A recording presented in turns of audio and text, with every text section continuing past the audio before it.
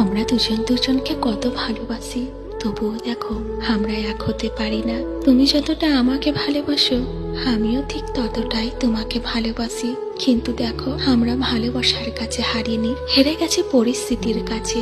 তুমি যতটা আমাকে আপন করার জন্য উতলা হয়ে আছো, আমিও তোমাকে ততটাই আপন করার জন্য উতলা হয়ে আছি। তবু কি করব বলো? তুমি হেরে গেছো তোমার পরিস্থিতির কাছে, আর আমি হেরে গেছি আমার পরিস্থিতির কাছে। দুজন দুজনের প্রতি কত টান, কত মায়া, দুজন দুজনের প্রতি কত কেয়ার করা, তবুও দেখো আমরা দুজন দুজনকে কাছে পাই না।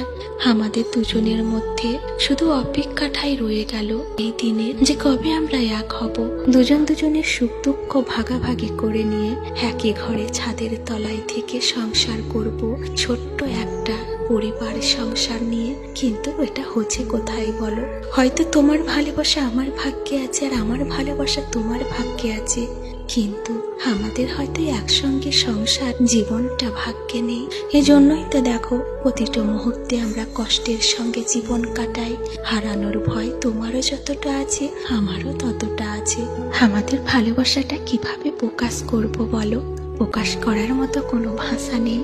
আমি হলাম সেই অগোছানো নারী, তবুও তুমি আমাকে গুছিয়ে নিয়ে চলো। আর তুমি হলো সেই অর্থহীন একটা পুরুষ, তবুও আমি তোমাকে মানিয়ে নিয়ে চলি। আমাদের জীবনে মানিয়ে নেওয়া, গুছিয়ে নেওয়ার, কেয়ার করার, হারানোর ভয় দুজন দুজনের প্রতি সমান আছে। আমরা দেখো দুজন দুজনকে এত ভালোবেসেও কাছে পাই না।